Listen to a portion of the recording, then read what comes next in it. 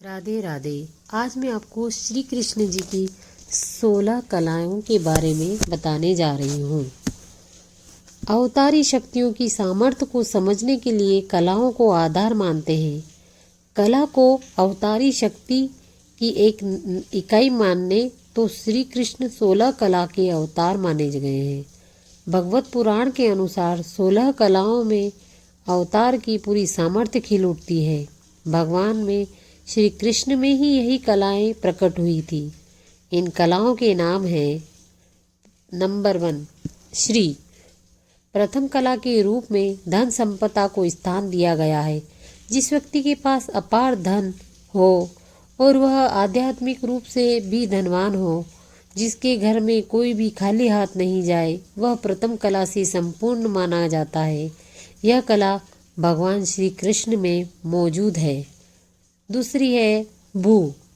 जिस व्यक्ति के पास पृथ्वी का राज भोगने की क्षमता है, पृथ्वी के एक बड़े भूभाग पर जिसका अधिकार है और उस क्षेत्र में रहने वाले जिसकी आज्ञाओं का सहर्ष पालन करते हैं, वह अचल संपत्ति का मालिक होता है। भगवान श्री कृष्ण ने अपनी योग्यता से द्वारिकापुरी को बसाया, इसलिए यह कला भी इनमें मौजूद है। नंबर 3 है कीर्ति। जिसकी मान सम्मान और यश की कीर्ति से चारों दिशाओं से गूंजती हो, लोग जिसके प्रति स्वतः ही श्रद्धा और विश्वास रखते हो, वह तीसरी कला से संपन्न होता है। भगवान श्री कृष्ण में यह कला भी मौजूद है। लोग शहर से ही कृष्ण की जयकार करते हैं। चौथा है इला।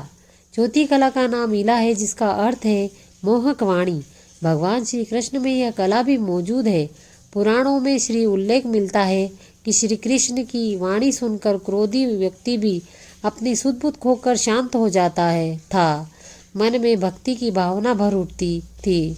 यशोदा मैया के पास शिकायत करने वाली गोपियां भी श्री कृष्ण की वाणी सुनकर शिकायत भूलकर तारीफ करने लगती थी। नंबर 5 है लीला। 5वीं कला का नाम है लीला। इसका अर्थ है आनंद। भगवान श्री कृष्ण धरती पर लीलाधर के नाम से जाने जाते हैं, क्योंकि इनकी बाल लीलाओं से लेकर जीवन की घटना रोचक और मोहक है। इनकी लीला कथाओं सुनकर कामी व्यक्ति भी भावुक और विरक्त होने लगता है। नंबर 6 है कांति। जिनके रूप को देखकर मन स्वतः ही आकर्षित होकर प्रसन्न हो जाता है, जिसके मुखमंडल को देखकर बार बार छवि निहारन का मन करता है, वह छठी कला से संपन्न माना जाता है। भगवान राम में यह कला मौजूद थी। कृष्ण भी इस कला से संपन्न थे।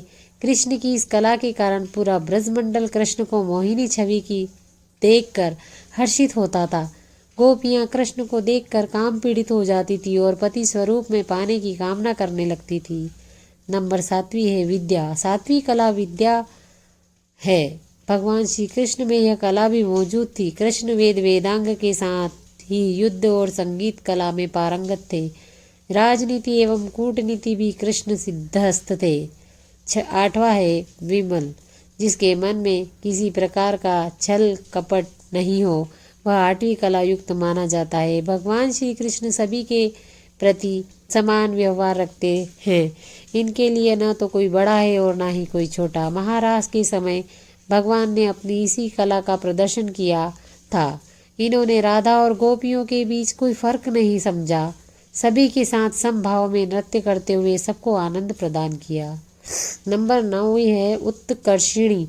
महाभारत के युद्ध के समय श्री कृष्ण ने 9वीं कला का परिचय देते हुए युद्ध के विमुख अर्जुन को युद्ध के लिए प्रेरित किया और अधर्म पर धर्म की विजय पताका लहराई।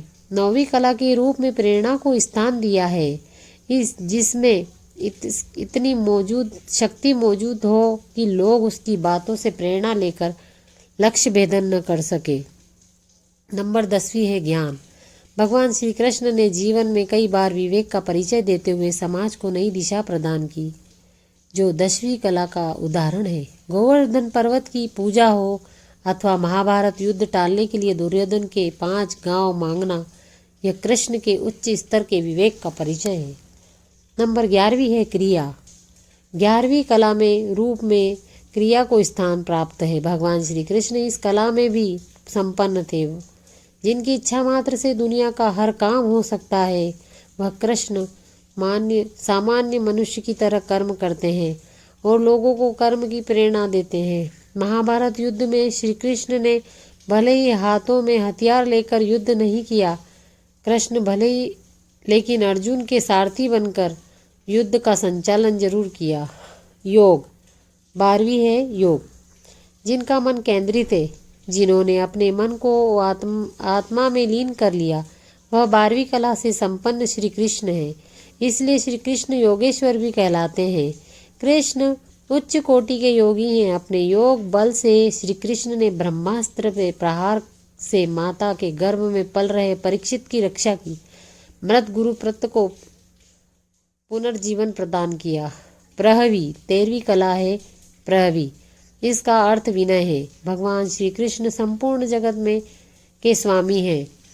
संपूर्ण सृष्टि का संचालन इनके हाथों में है। फिर भी इनमें कर्ता का अहंकार नहीं है। गरीब सुदामा का मित्र बनकर छाती से लगा लेते हैं।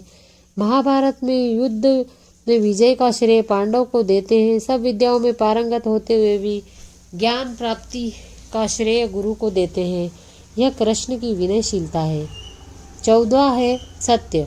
भगवान श्री कृष्ण की 14वीं कला का नाम सत्य है। श्री कृष्ण कटु सत्य बोलने से भी परहेज नहीं रखते और धर्म की रक्षा के लिए सत्य को परिभाषित करना भी जानते हैं। यह कला श्री कृष्ण में है। शिशुपाल की माता ने कृष्ण से पूछा कि शिशुपाल का वध क्या तुम्हारे हाथों होगा? श्री कृष्ण निसंकोच कह देते हैं कि यह विधि का विधान है और मुझे ऐसा करना पड़ेगा। यहाँ कृष्ण रिश्तों की डोर में बंधकर शिशुपाल की माता यानी अपनी बुआ से झूठ नहीं बोलते।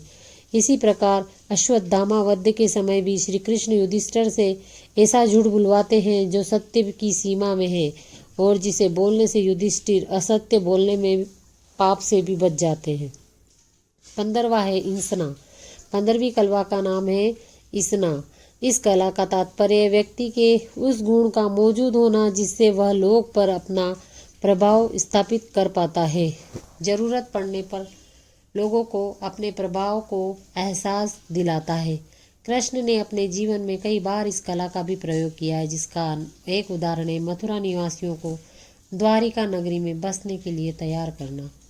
16वीं कला है अनुग्रह। बिना प्रत्युकार की भावना से लोगों का उपकार करना, यह 16वीं कला है। भगवान श्री कृष्ण को कभी भक्तों से कुछ पाने की उम्मीद नहीं रखते, लेकिन जो भी इनके पास इनका बनकर जाता है उनकी सारी मनोकामनाएं पूरी करते हैं। जय हो मेरे कृष्ण भगवान कृष्ण कन्हैया लाल की जय। राधे राधे। आपको अगर मेरी ये सारी बातें अच्छी लगी हो तो आप मेरे चैनल को सब्सक्राइब करें और लाइक करें, शेयर करें, कमेंट करें। बहुत बहुत धन्यवाद।